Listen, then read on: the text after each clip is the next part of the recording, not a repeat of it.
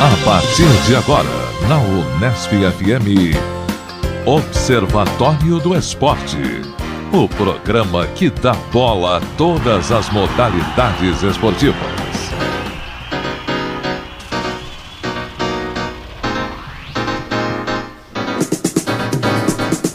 Olá, ouvinte da Unesp FM. Hoje é sábado, 23 de novembro de 2013. Começa agora o Observatório do Esporte. Eu sou Luiz Moraes. E eu, Fernando Martins. No Observatório de hoje, informação e análise dos acontecimentos esportivos da semana. Na reportagem de hoje, vamos explorar o racismo no futebol europeu. Apenas neste ano, a UEFA puniu 9 clubes por episódios envolvendo torcidas e ofensas a jogadores negros. Para debater o tema, conversamos com o historiador Daniel Eduardo Mafra e com o professor doutor Oswaldo Codiola, da USP. Aqui no Observatório, a informação vai além das 4 linhas.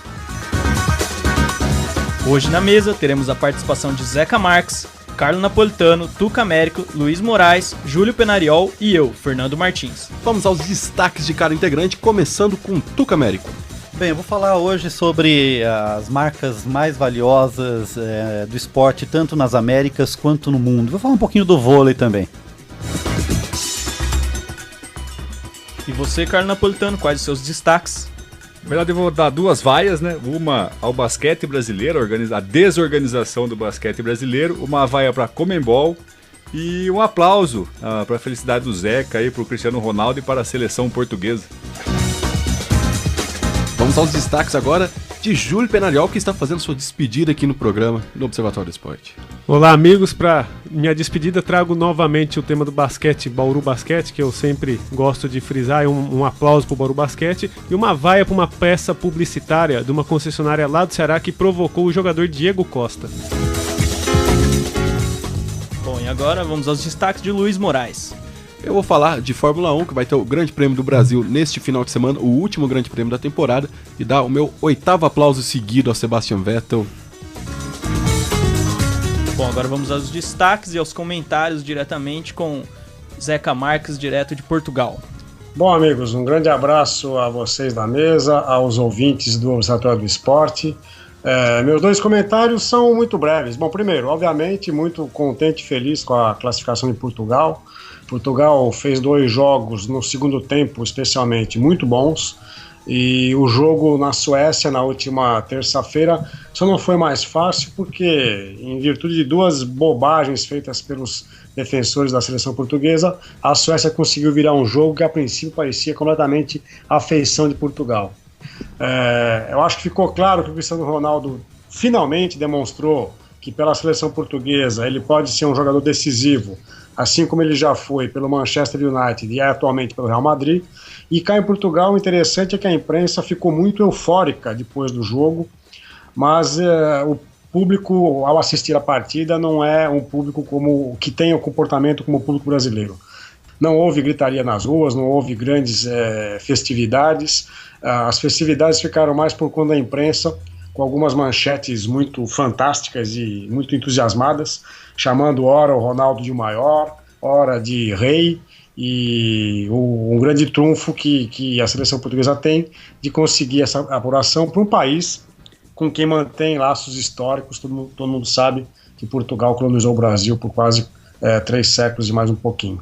Então, daqui a minha visão é um pouco uma visão de um comportamento frio da torcida, quer dizer, frio para os padrões nossos brasileiros, né?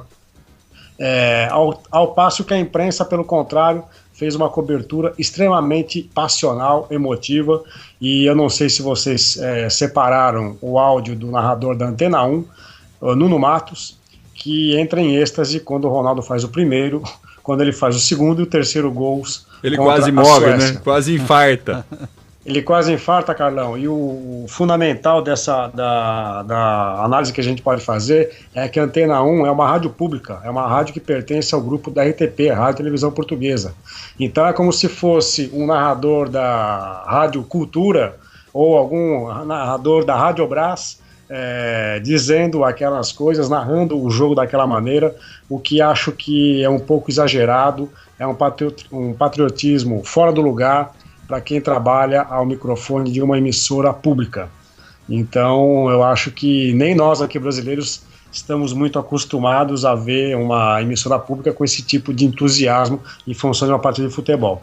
Mas vocês certamente ouviram o áudio e gostaria de saber qual que é a impressão de vocês. Então, Zeca, essa gravação repercutiu muito aqui no Brasil, né? O próprio Globo Esporte mostrou isso, a narração do gol no Globo Esporte daquele dia posterior ao jogo foi a narração que você está citando, e nós separamos aqui a narração que vai rolar agora. Miguel Veloso dá para o Gabriel, dá para o Ronaldo, o Gabriel para o Cristiano Ronaldo, está isolado Cristiano Ronaldo, vai para Cristiano Ronaldo, mete, gol! Ronaldo! Obrigado, Cristiano! Muito obrigado! Brasil! Golo! Samba! Ronaldo! Ele é o cara! Ele é o cara! Gol!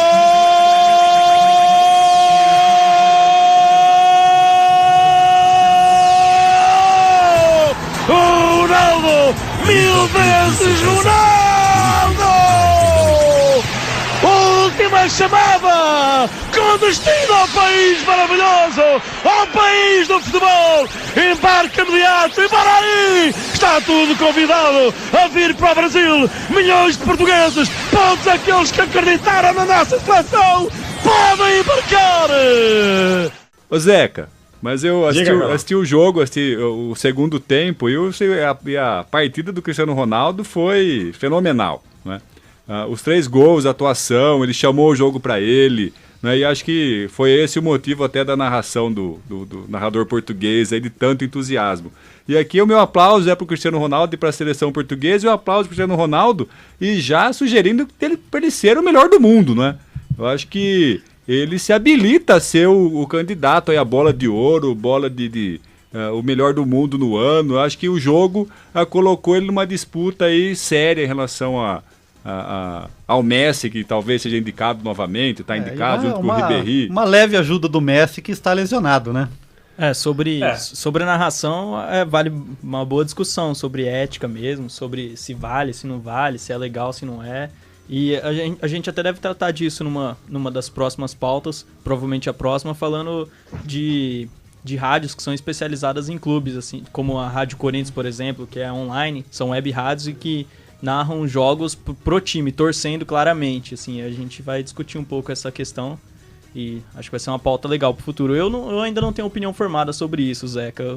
Eu quero ouvir até o que vocês acham para formar melhor minha opinião, porque é uma questão bem complicada mesmo. Parece legal, mas ela acaba desrespeitando um pouco o adversário e tal, né? Para os brasileiros que não sabem, Zeca, a origem do locutor, né, que você citou aqui agora, pra gente aqui foi tudo festa, né? Mas quando se explica qual a origem, que é um locutor de uma emissora pública, fica uma situação um pouco complicada. Eu não acho que o locutor tenha faltado com respeito com relação à Suécia, nem acho que houve falta de ética. Eu acho que houve um exagero para quem está à frente do microfone de uma emissora pública, uma emissora paga com dinheiro público do contribuinte. Eu acho que é uma exacerbação exagerada, né, de um patriotismo, de uma passionalidade. Eu acho que um mediador, um comunicador social deve ter um pouco mais de equilíbrio. Não acho que ele tenha feito provocações, não foi desrespeitoso. Agora, ele abusou de uma série de estereótipos, inclusive com relação ao Brasil.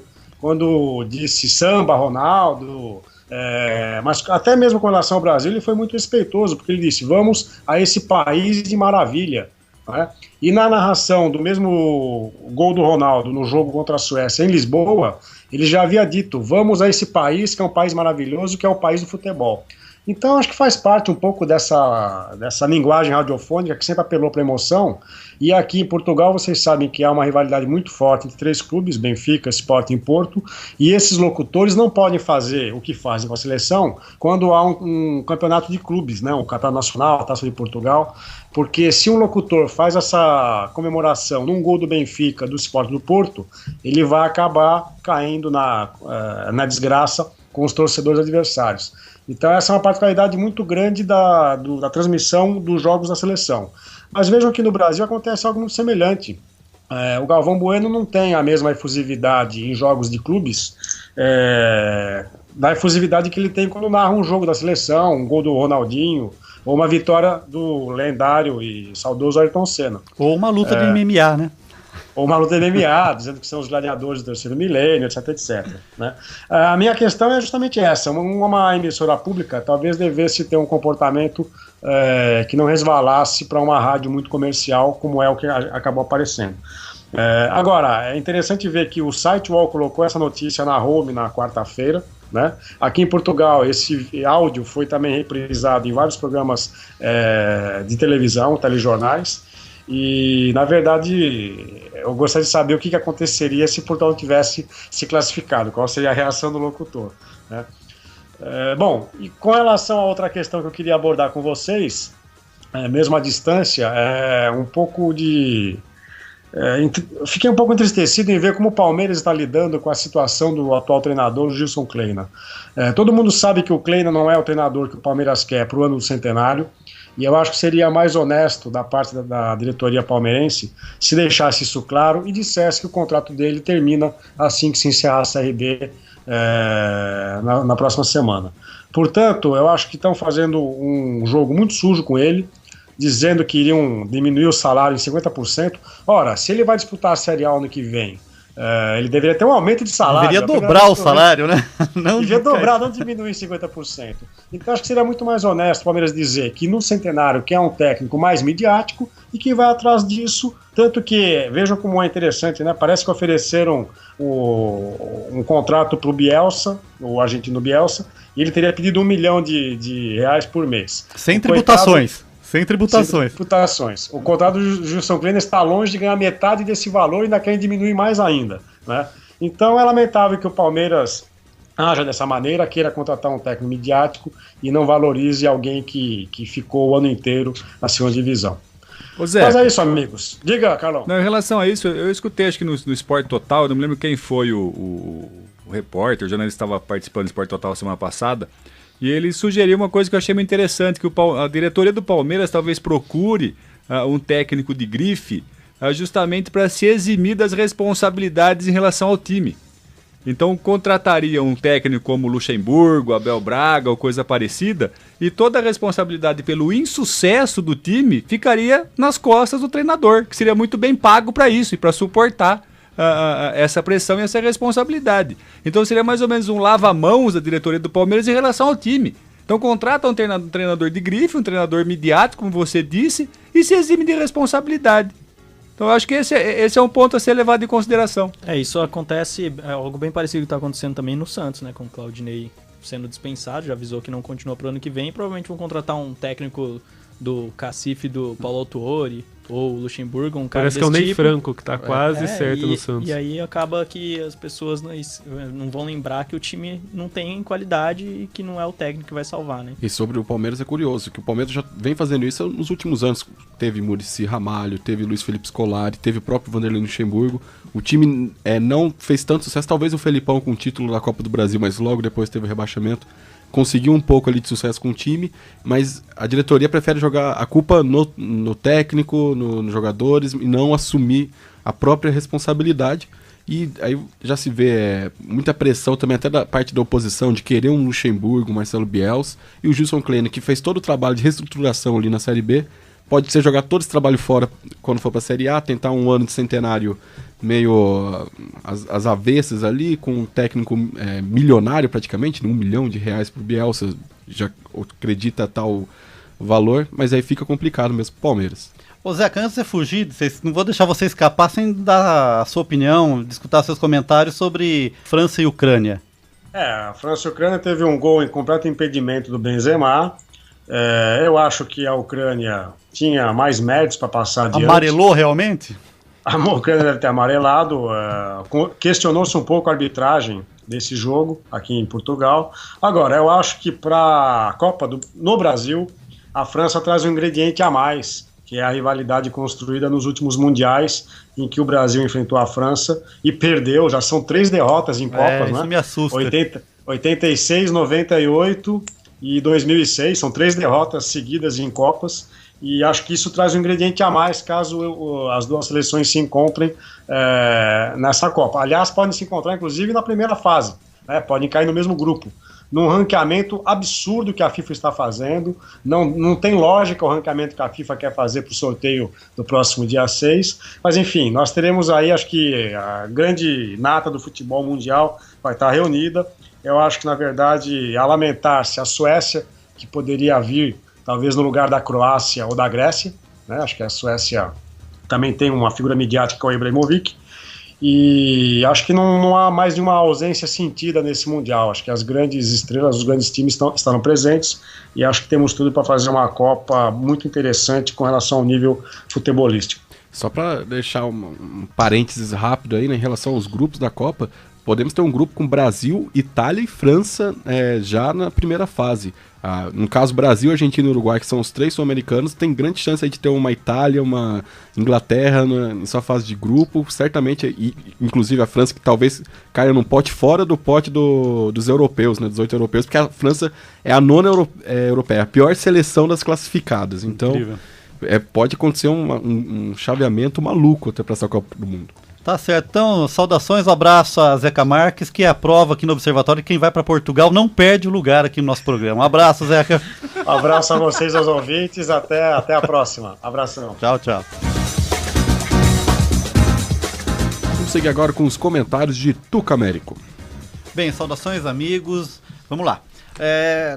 Eu comentei aqui, acho que 3 programas seguidos e parece que não para de veicular notícias sobre esse tema, né? Que é a questão do valor das marcas esportivas, né? Dos clubes, das empresas esportivas.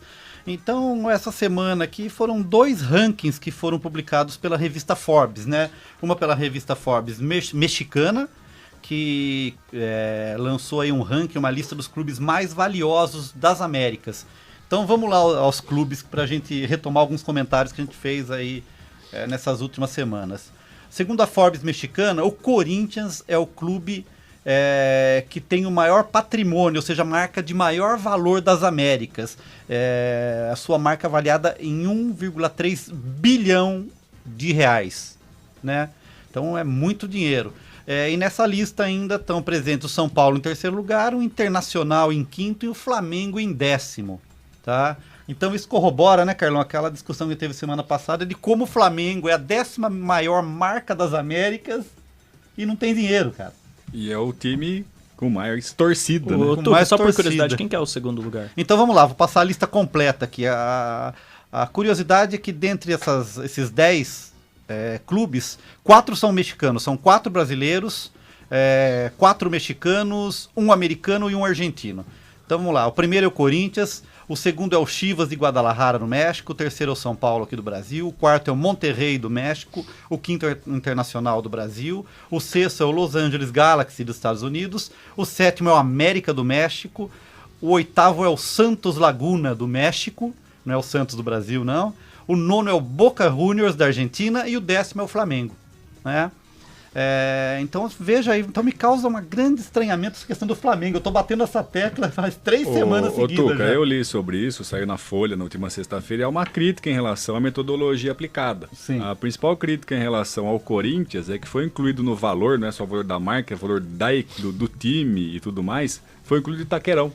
E o Itaquerão não é do Corinthians. O Itaquerão é de uma holding, de um grupo de empresas que o Corinthians faz parte, não é? Então talvez esse valor foi superfaturado. Superfaturado, deveria dimensionar o quanto o Itaquerão é do Corinthians de fato e aí se computar, né? Então foi um consultor de marketing esportivo que avaliou essa pesquisa e ele contesta esses dados. Eu não estou aqui no papel do advogado diabo, mas precisa ver se esse critério foi aplicado a todos, né? Então aí essa que eu acho que é a questão que delimita. Mas esses rankings lembram muito os rankings que avaliam os pontos de clube, né, as estatísticas históricas, porque cada um tem sua metodologia. Às vezes você vê rankings que colocam, né, São Paulo em primeiro, o melhor clube do Brasil com mais pontos, às vezes você vê outro ranking São Paulo lá no meio da tabela. Então acho que parece que cada um tem sua metodologia e fica difícil a gente ter uma noção exata de qual o tamanho real desses clubes. Quando eu li a ranking aí que apareceu o Los Angeles Galaxy como o 5º, né, que é isso? O sexto eu fiquei pensando, é valioso por quê? Porque o Beckham jogou lá? E os clubes do México também, eles vão sempre a mundiais e tal, né, porque é disputa pela CONCACAF.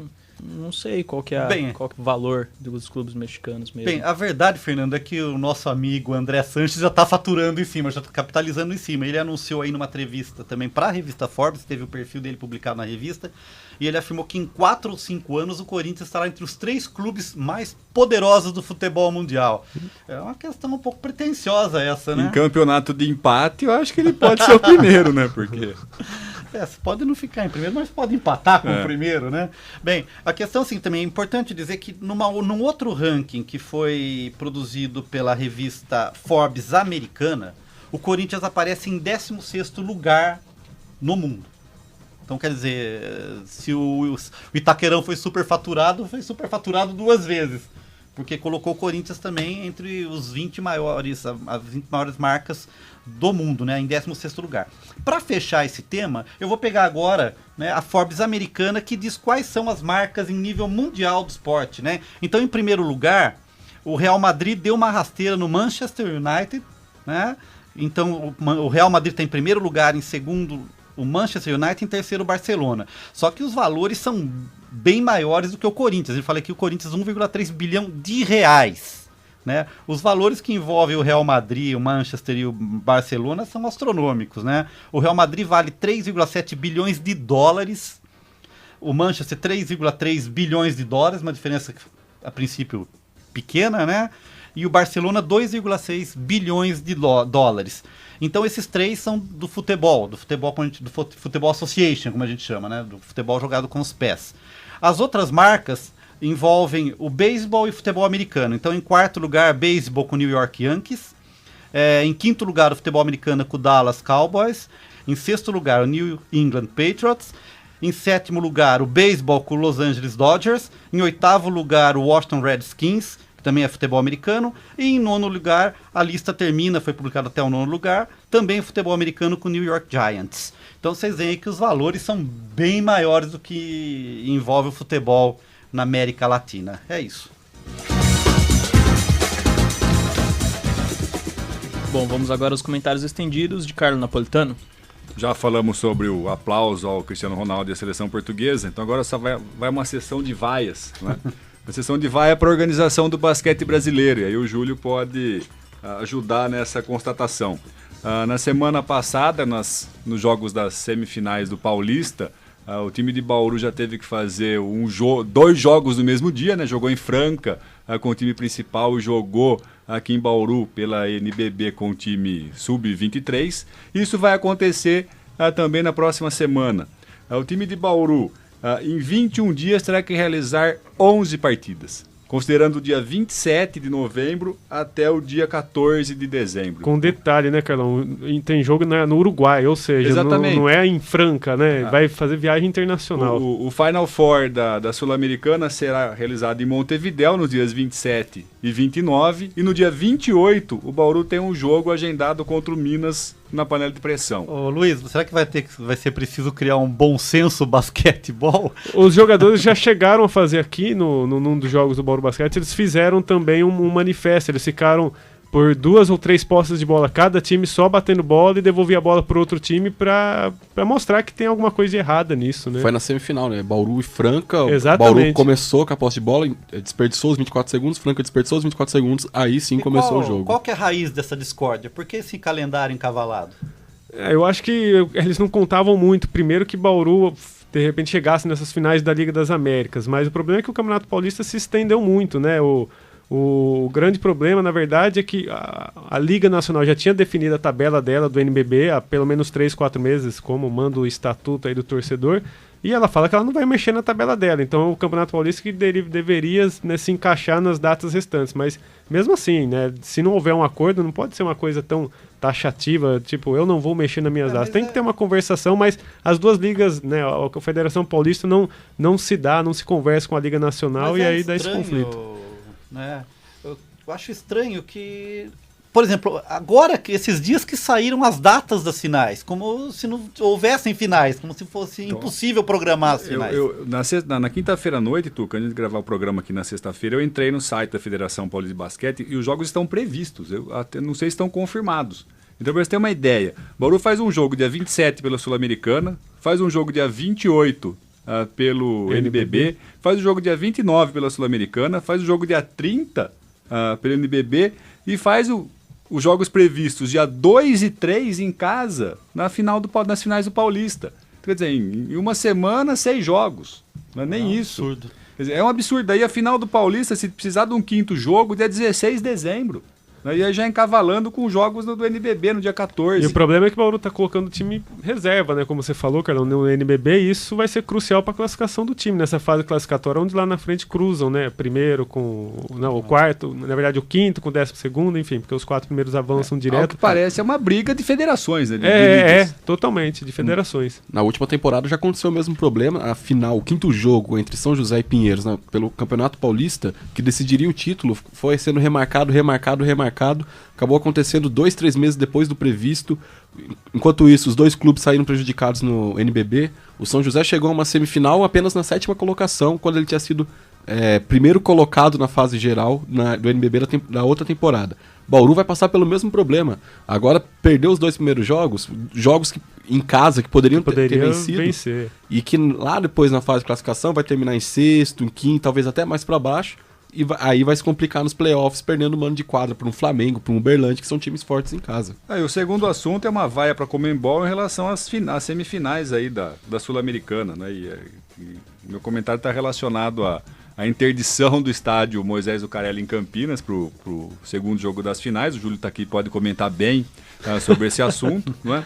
O que me chamou a atenção, chegando quinta-feira à noite em casa, depois de uma aula aqui na faculdade, eu liguei a televisão no Sport TV e estava passando o jogo do Libertad contra o Lanús, não é? Eu olhei o estádio e falei, esse estádio, em hipótese alguma, pode ser maior do que o Moisés Lucarelli. E daí eu fui fazer uma pequena investigação. O estádio do Libertad, que é o estádio Nicolas Leoz, ele tem capacidade para 10.500 pessoas. Ou seja, e a exigência da Conmebol é que nas semifinais tenha 20 mil assentos em capacidade do estádio. Então eu estranhei muito isso, ou seja, vale para a Ponte Preta, né, a regra, ou seja, punindo a Ponte Preta e valendo o jogo nesse estádio para o Libertad, que acabou perdendo o jogo, com uma capacidade que é metade do exigido pela Conmebol. A Conmebol meio que deixou claro nessa questão, Carlão, que se o São Paulo não tivesse reclamado, o jogo ia ser no Moisés Lucarelli, porque a Ponte já tinha jogado com o Vélez, jogou a competição inteira no Moisés Lucarelli e ninguém tinha reclamado. A partir do momento que o São Paulo reclamou, tanto que aí o presidente da Ponte Preta chegou a visitar o presidente de São Paulo no CT lá da Barra Funda, tentou uma conversa, mas ele foi taxativo, falou não queremos jogar lá. Então assim, se ninguém reclamar, tudo bem, o regulamento é rasgado. Se alguém reclamar, errado o time que reclamou também, porque por questões, né, de picuinhas aí. Então, assim, na verdade tá tudo errado, né? Tanto quem reclamou quanto a Conmebol de deixar desde o começo do campeonato times como o Libertad e a Ponte Preta jogarem em estádios que não atingem a capacidade. E o São Paulo parece que deu uma motivação extra pra Ponte, né? Tirando o jogo de lá do Moisés Lucarelli, a Ponte já venceu o primeiro jogo no Morumbi. Estão falando que a Ponte quer mandar o segundo no Morumbi também, que ela se sente em casa lá. Não, eu faria o jogo final lá, né, Júlio? Teria que alugar o Morumbi para fazer a final, né? Porque um estádio com 40 mil pessoas, que é a exigência, eu não sei se tem no entorno de Campinas. Eu acho que mais próximo deve ser São Paulo mesmo, ou Pacaembu ou Morumbi. O problema é fazer em Campinas é torcer o Guarani e torcer contra, né? Não, acho que nem o Brinco de Ouro tem essa capacidade de 40 mil. Tem. Então, talvez, acho que a sugestão, se eu fosse o presidente da Ponte, eu alugaria o Morumbi, colocaria ingressos a 50 centavos, Fernando, para que o campineiro pudesse chegar até lá, lotaria aquele estádio com 60 mil ponte-pretanos e conquistar um título sul-americano na casa do São Paulo. Ia ser bacana, ia ser bacana. Eu acho que o São Paulo merece uma dessa, viu, Carlão? Poderia convocar as torcidas de Palmeiras, né, já tinha no Morumbi, já tinha muitos corintianos lá. O Carlos Napolitano falou um pouco de basquete, agora vamos seguir com um tema com o Júlio Penariol.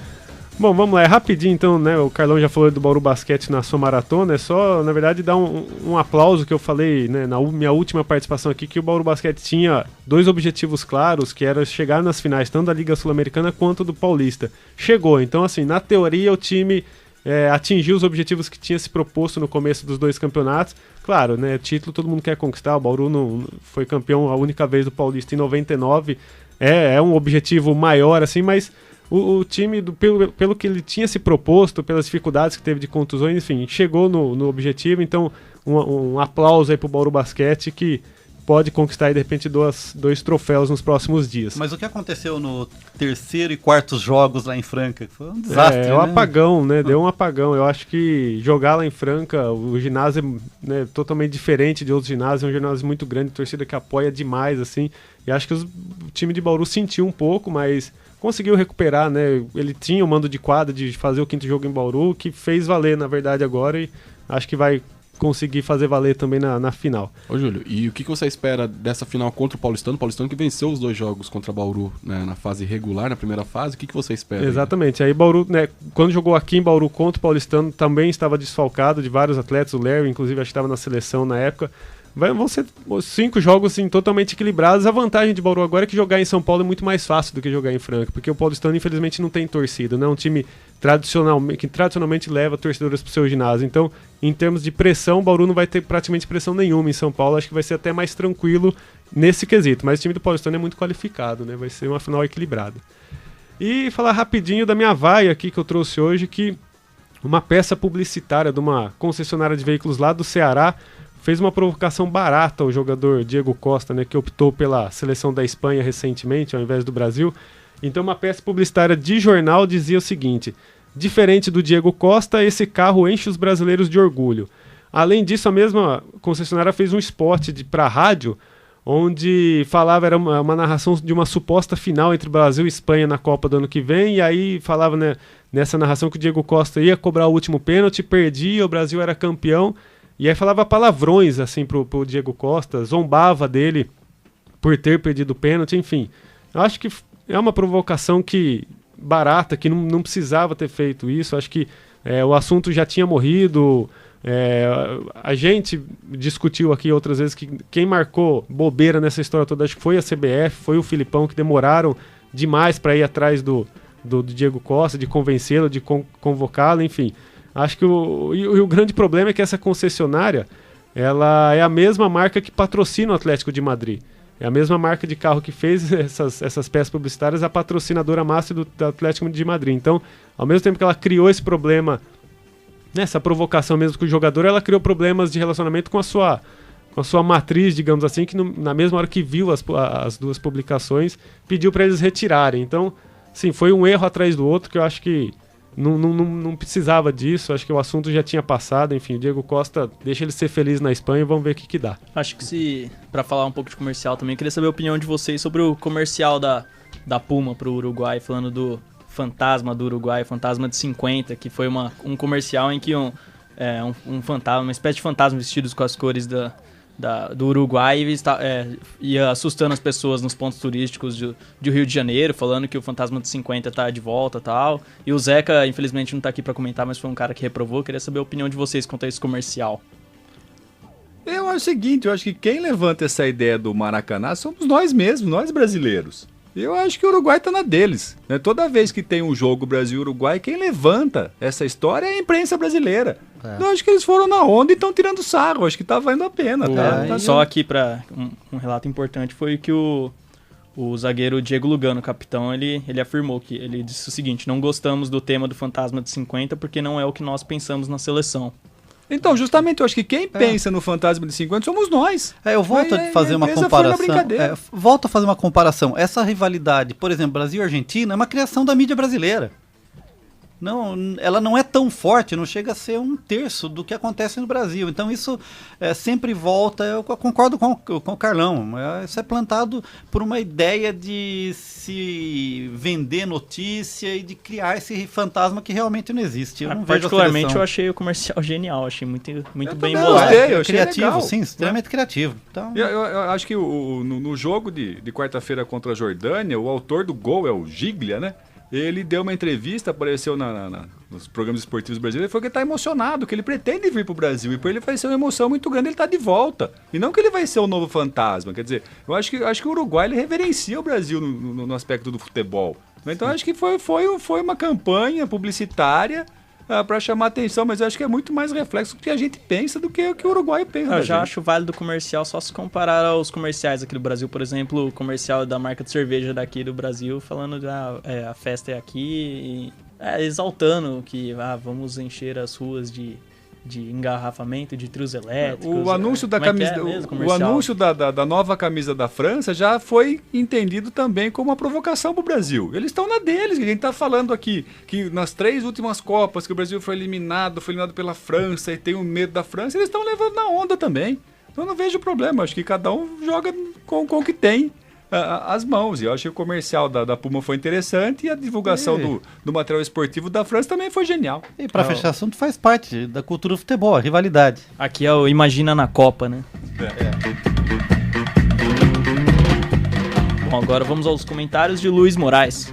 Bom, nesse domingo vai acontecer o último grande prêmio de Fórmula 1 deste ano, essa modalidade que eu falo tanto aqui no Observatório do Esporte. Só você anda entusiasmado com a Fórmula 1. Ou seja, o Luiz não vai ter mais assunto, né? Eu não vou ter mais assunto, meses, eu acho que vai meses. ser meu último comentário no ano aqui no Observatório. Não, brincadeira, tem mais coisas. Tem outras corridas acontecendo aí por aí. Mas falando da Fórmula 1, o Vettel, que venceu pela 8ª vez seguida no último domingo nos Estados Unidos, no Grande Prêmio de Austin, já bateu o recorde do Schumacher, ainda não bateu o recorde do Alberto Ascari. Na década de 50 conseguiu 9 vitórias seguidas, mas em 2 temporadas diferentes, se não me engano, 53 e 54, o Vettel já conseguiu 8 vitórias seguidas na mesma temporada. E pode alcançar as 13 vitórias de Nigel Mansell em 92 e Schumacher em 2004, caso vença o Grande Prêmio do Brasil. Ele não quebra esse recorde, mas se junta. Tem dúvida quem vai vencer?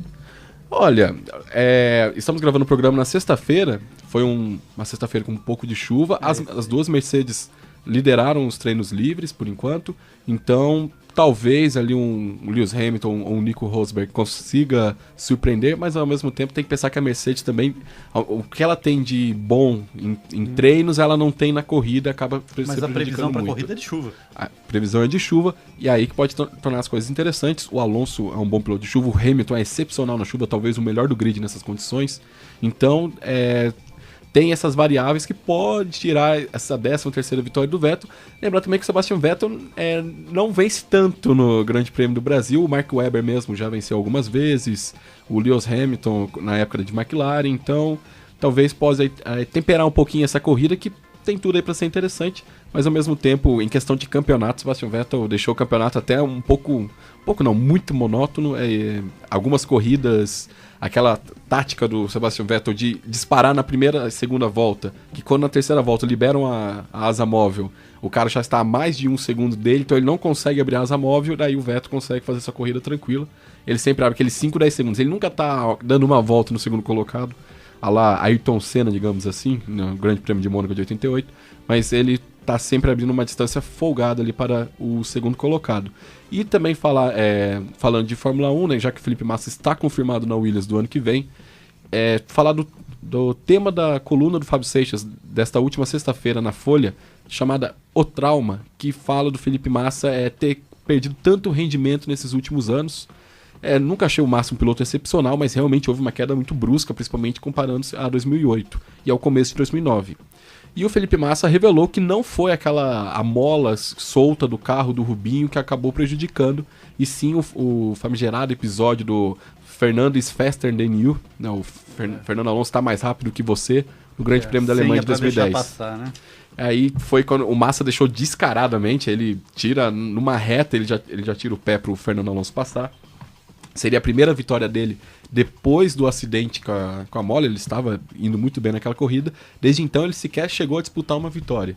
Então o Massa revelou que foi esse episódio que acabou até inibindo um pouco ele ali na Ferrari e para novos ares, para Williams, lógico, não disputando vitória. Como uma desculpinha do Massa também, viu? Porque a gente não viu ele, né, reagindo, lutando contra outros pilotos. Eu acho que é ele que desanimou mesmo por ele, viu? Ou assumiu a condição de segundo piloto de vez, né? Pode ser. Ele disse que assim, o peso nas costas dele ficou muito maior. Ele sentiu a pressão, ele não bota a culpa na Ferrari, inclusive nessas despedidas da Ferrari. Né? 2010, nós estamos em 2013. Mas ao mesmo tempo você tem que pensar que a Ferrari tem, nos últimos anos, um bom carro sempre. Então, você ter a opção de ficar nesse bom carro e, quem sabe, lutar por vitórias, mesmo que a Ferrari não tenha feito o melhor carro e sim a Red Bull, também dá uma estabilidade que o cara acaba aceitando. Financeira também, financeira, né? Mas a Fórmula 1 é como o Brasil aqui, né? Segundo lugar, vice, não é lembrado. Mas pelo menos o Massa não fez o que nem o Rubinho, que quando estava na Ferrari reclamava do tratamento de segundo piloto e falava, não, ano que vem vou ser primeiro piloto, e continuou, depois do episódio da Áustria de 2002, até 2005 na Ferrari, só saiu em 2006 quando foi pra Honda. O Massa não, o Massa ficou quieto na dele, não reclamou, e falou, não, ordem de equipe, ok, aceito. Agora que ele saiu, quando ele foi oficializado a Ferrari, ele meio que se rebelou um pouco, inclusive no Grande Prêmio do Japão acabou desacatando uma ordem da Ferrari, mas o Alonso passou na pista daí mesmo. Pegou mal, mas ele tá tendo as suas despedidas da equipe, o Luca de Montezemolo tá super elogiando o Felipe Massa, o Alonso mesmo falou que o Massa foi um grande companheiro de equipe, sempre mantiveram nunca deu trabalho pra ele, uma relação amigável, diferente do que ele vai ter ano que vem o Alonso com o Kimi Raikkonen como companheiro. Então, fica aí quem sabe um futuro aplauso pro Felipe Massa na Williams, não lutando por título, por vitórias, talvez nem por pódio, mas se ele fizer uma boa temporada, ele desenvolveu um carro da Williams que os brasileiros gostam da equipe, desde mesmo, apesar de ter acontecido o que aconteceu com o Ayrton Senna apenas na sua terceira corrida pela Williams, mas é uma equipe que tem ali um carinho mesmo com brasileiros, então aí é desejar boa sorte mesmo ao Felipe Massa nesta última corrida pela Ferrari e na temporada 2014 pela Williams. Observatório do Esporte. Confira a reportagem da semana. Um tema em debate.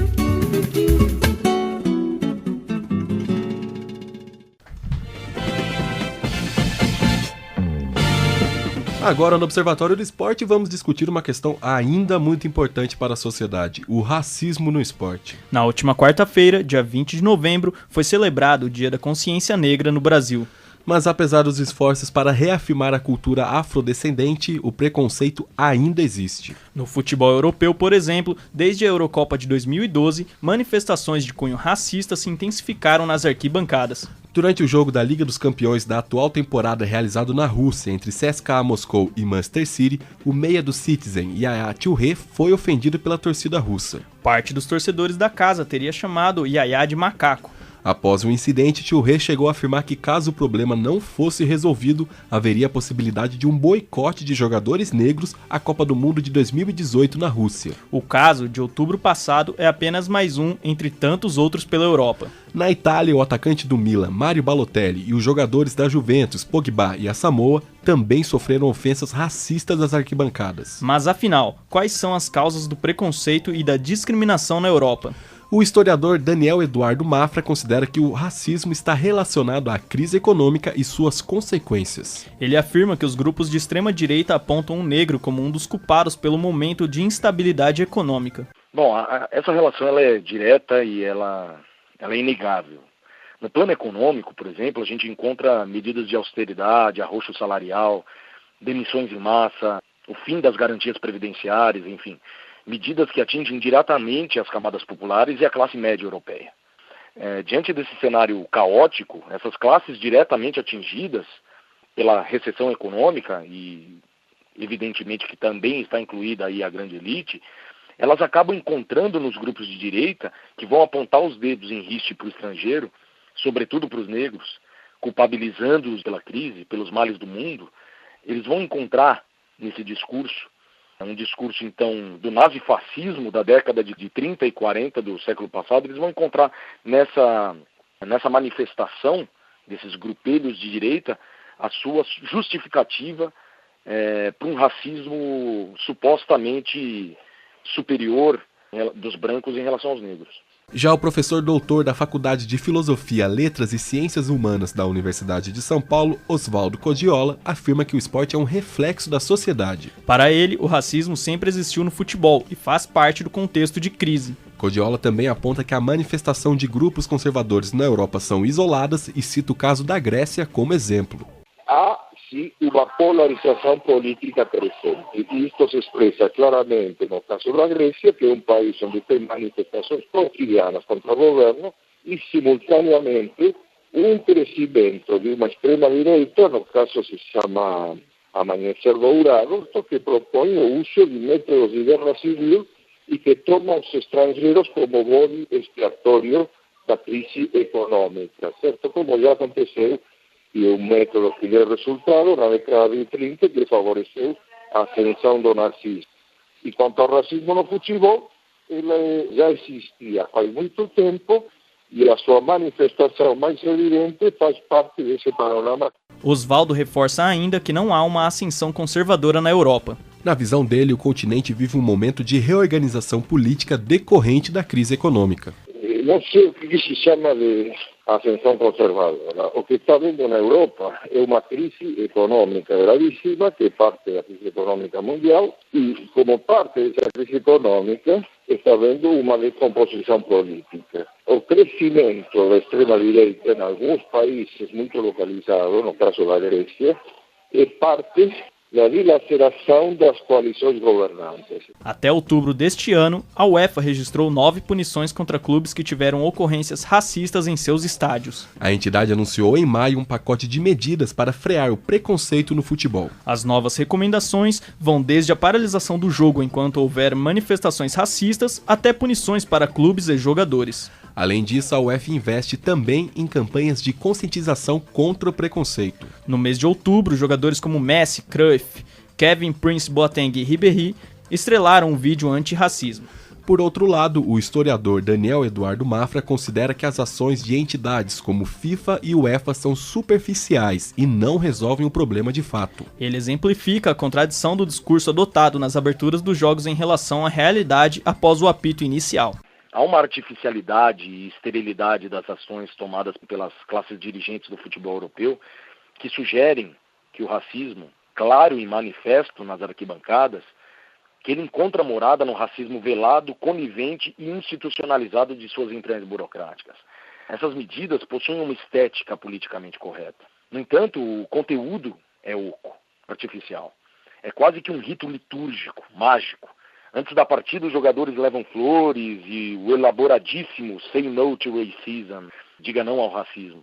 Mas quando a bola começa a rolar, voa uma banana no gramado, a gente ouve urros que representam um macaco quando o jogador toca na bola, quando um jogador negro toca na bola. O professor Dr. Osvaldo Codiola também aponta a falta de eficácia das ações da FIFA frente aos casos de racismo. Para ele, as ações da entidade são apenas formalidades. Bom, oficialmente, todos esses países têm proibido as manifestações de caráter racista, porque hoje faz parte do arcabouço jurídico e constitucional de toda a Europa como União e dos Estados europeus considerados separadamente, o antirracismo. Portanto, o que eles estão fazendo é cumprir com a sua obrigação. Então, o que se faz é uma manifestação de caráter bastante formal, porque a FIFA já falou contra o racismo, com outras medidas, e isso não impede que uma minoria racista que existe e que sempre existiu nas torcidas do futebol, porque as torcidas do futebol são um reflexo da sociedade de um modo geral, continuam a se manifestar abertamente sem temer grandes punições. Agradecemos ao Daniel Eduardo Mafra e ao professor Osvaldo Codiola pelas entrevistas ao Observatório do Esporte. E para comentar esse tema, estamos aqui com um produtor que foi diretamente responsável pela produção dessa reportagem, Vinícius Martins. Vinícius, você poderia contar um pouco mais aí sobre a produção dessa matéria, alguns comentários pessoais também sobre o tema? Bom, primeiramente, olá a todos os amigos da mesa, olá ouvintes. Quanto à matéria, o caso do racismo na Europa ele é complicado porque ele não é só uma questão de crise econômica também. Há uma imagem de que talvez o racismo seja completamente ligado à crise econômica, mas também a questão do racismo institucionalizado, como a gente tem aqui no Brasil, né? É um racismo velado também, e ele também se reproduz dentro do futebol, independente de ligação ou não com grupos de extrema-direita. Por exemplo, há sim torcidas comunistas na Europa, por exemplo, do Livorno, na Itália, que tem atitudes xenófobas e racistas também. Há registros disso no futebol italiano. O futebol italiano, por exemplo, é um dos mais afetados pelo problema do racismo. Uma pesquisa feita pelo site britânico YouGov diz que 92% dos entrevistados na Itália, dos torcedores entrevistados na Itália, acreditam que o racismo existe no futebol, e 71% desse valor acha que é um problema sério. Então, é algo que vai além da questão da crise. Antes disso, já havia esse racismo. Você podia ver em 2010, se eu não me engano, Roberto Carlos ele sofreu racismo na Rússia. A questão da crise nesses países ainda não estava tão forte assim. é algo que vai além também dessas questões, é algo que tem que ser discutido amplamente com a sociedade europeia em relação a valores, a diversidade, para que o racismo no futebol não seja perpetuado, por exemplo. Bom, acho que vale a pena também a gente citar os gritos do jogador Simonite, até o Carlos Napolitano tinha lembrado antes da gravação, que após a vitória sobre a Islândia por 2-0, o jogador croata Simonite, ele pegou o microfone e fez gritos que remetem ao tempo em que a Croácia era aliada à Alemanha nazista, né, da Segunda Guerra Mundial. E ele foi multado, inclusive, e tal. Ele tentou justificar, falando que não era essa a intenção, mas claramente remeteu a essa lembrança e foi bem polêmico. Assim. Mostra aí uma das formalidades da FIFA. Tem a multa, mas a multa não afeta em nada o jogador, na verdade, né? Então, acaba que esses casos se tornam recorrentes também pela impunidade.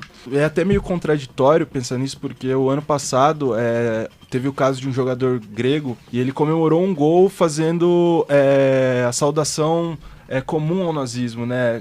Com o braço direito erguido para cima, e na época se dizia que ele ia ser banido do futebol. Seria até interessante a produção checar se realmente ele foi banido. Ele foi suspenso por 5 jogos, parece. Então, e aí entra na questão da discussão sobre as entidades, né? Como foi dito na matéria, praticamente todo mês há um caso de racismo na Europa e permanece nessa questão de que nada é feito de forma mais incisiva.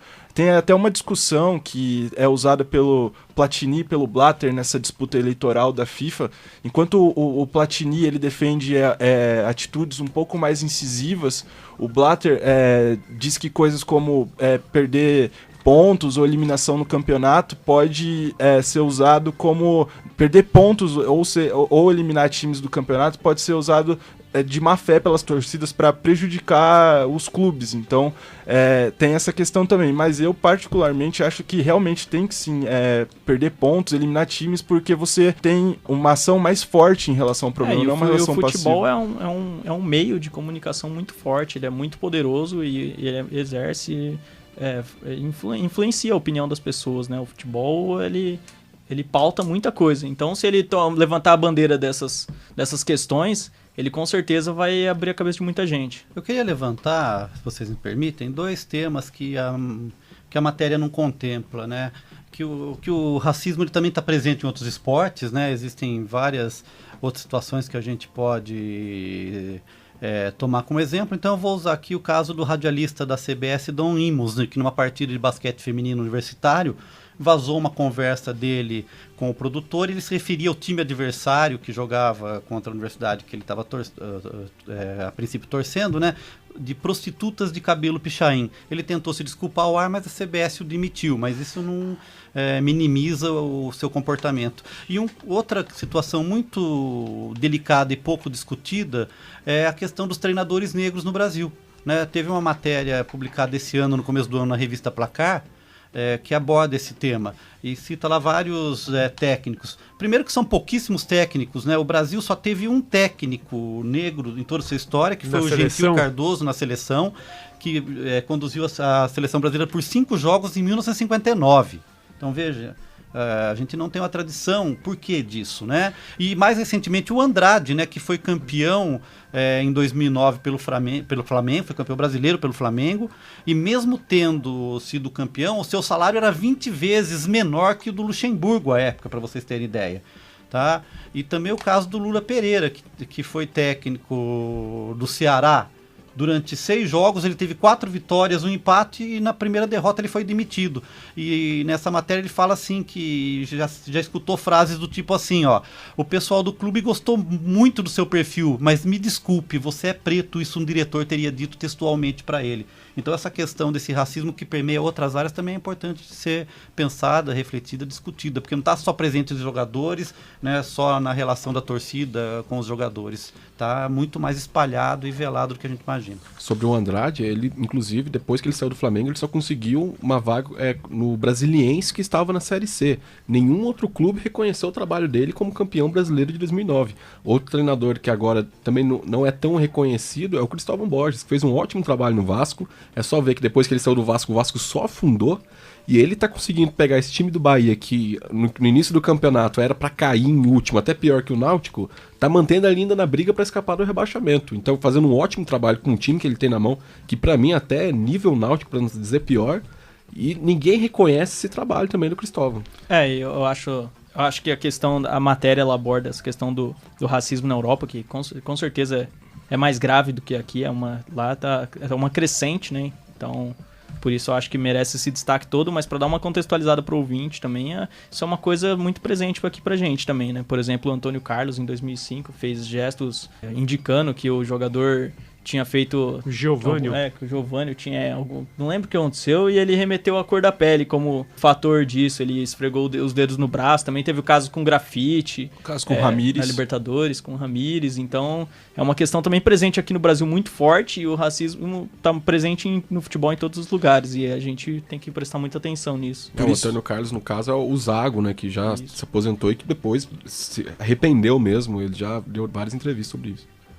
Por isso é importante discutir a questão e sempre ressaltar a importância da diversidade, de como é importante incluir o negro e essa população na esfera pública para que não tenha mais a perpetuação de preconceitos que afetam não só o futebol, mas a sociedade no geral hoje. Para fazer uma correção, o atacante grego que foi citado aqui, o Georgios Katidis, ele foi suspenso da seleção grega por comemorar em referência à saudação nazista. Mas vale destacar também a multa que ele levou, né, que pela federação, que foi de R$2.000. Ou seja... Pífia. Agora, para fechar o Observatório do Esporte, vamos nos despedir do nosso companheiro Júlio Penariol, agradecer pelo seu ano, praticamente aqui em 2013 inteiro aqui no Observatório. Foi um grande prazer, já digo agora, um grande prazer ter trabalhado com você, Júlio. E antes da sua despedida, conta pra gente pra onde você tá indo, você não tá abandonando a gente de vez, né? Não tô mudando só de mídia, né? Saindo da Rádio Unesp, já estou trabalhando na TV Unesp há quase 3 semanas, na parte da produção de jornalismo. E queria aqui deixar, né, meus agradecimentos a todos vocês, pessoal da produção, desde do convite que eu recebi, do Zeca Marques, que também é meu orientador no mestrado, do Fábio Fleury, que também me incentivou, falou, não, vamos lá, que vai ser bacana. E acho assim, o programa que é uma oportunidade assim, única para quem participa, de discutir temas, de discutir assuntos que fogem um pouco da mídia tradicional. Eu acho que é um espaço que o ouvinte, eu imagino que não tenha, né, outro lugar para ele ouvir, aqui em Bauru pelo menos, esse nível de discussão. Então assim, para mim foi uma oportunidade muito bacana de conviver com vocês, de crescer, de aprofundar alguns temas. E assim, queria voltar uma próxima oportunidade, se o basquete, né, de repente for campeão aí, voltar com eu que tanto falo do nosso Bauru Basquete aqui, né, para desespero do Zeca Marques, que fala que o Bauru Basquete é amarela, mas eu acho que dessa vez vai ser campeão. Espero então aqui voltar de repente só para comemorar o título do Bauru Basquete essa temporada, e fica aqui novamente meus agradecimentos a todos. Já está convidado, Júlio.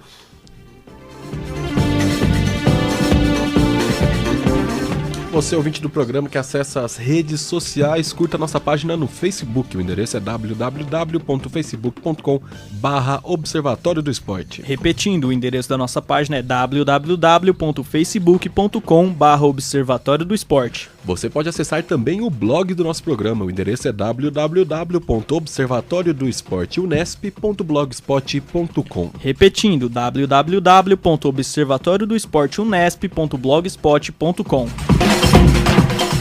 O Observatório do Esporte chega ao fim. Locução de Fernando Martins e Luiz Moraes. Comentários de Tuca Américo, Carlo Napolitano, Zeca Marques e Júlio Penariol.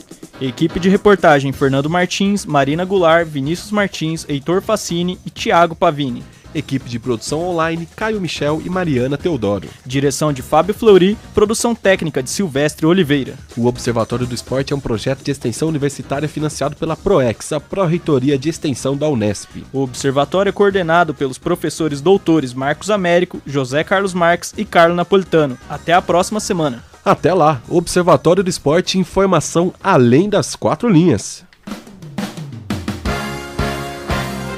A Unesp FM apresentou Observatório do Esporte, o programa que dá bola a todas as modalidades esportivas.